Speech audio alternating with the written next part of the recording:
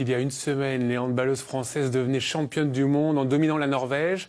Dans la sélection française, une demi-douzaine de jeunes femmes connaissent bien le centre Val-de-Loire pour y avoir joué ou pour y être nées.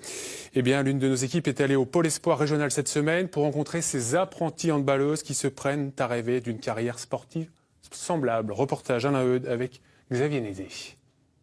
Elle est née le 28 juin 1986 à Dreux, en Eure-et-Loire. Elle est la capitaine de l'équipe de France, championne du monde. Vous pouvez le voir sur ma tête, hein. Très fatiguée, on a vraiment bien fêté ça et je pense que c'est pas fini. Vous montez la balle, on joue sur la rentrée, on pose 2 ballons, montée de balle. C'est bon? Oui, c'est parti. On range en défense.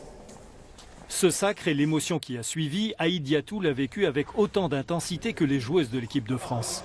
Elle est la petite sœur de Siraba Dembélé et vient d'intégrer le Pôle Espoir régional de handball. Franchement, c'était trop bien. J'étais trop contente pour elle. Au début, c'était choquant. On n'arrivait pas à réaliser qu'elles allaient gagner. Donc, au début, je voulais pas trop faire du hand. Après, quand j'ai vu tout ce qu'elle faisait, j'ai vraiment voulu refaire du hand et être comme elle. Cette identification aux championnes du monde françaises est commune à la trentaine de jeunes filles âgées de 13 à 17 ans qui constituent la promotion annuelle du pôle Centre Val-de-Loire. La plupart d'entre elles évoluent dans les catégories jeunes de clubs professionnels, essentiellement Fleury-les-Aubrais et Chambry-les-Tours. Elles sont quelques-unes à avoir de très hautes ambitions sportives.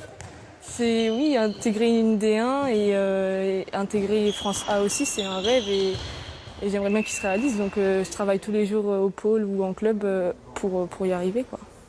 C'est vraiment un rêve pour la plupart des jeunes filles qui sont en structure. Toutes n'y arriveront pas, très peu parmi elles y arriveront. Par contre, on a des jeunes filles qui présentent un potentiel qui pourrait les amener à espérer un jour devenir internationales françaises, à court terme pour certaines, et obtenir des titres avec l'équipe de France, on l'espère, pour la suite. La suite, ce pourrait être une participation aux Jeux Olympiques de 2024 à Paris. Mais l'an prochain, elles seront déjà les premières supportrices de l'équipe de France lors du championnat d'Europe qui se déroulera dans l'Hexagone.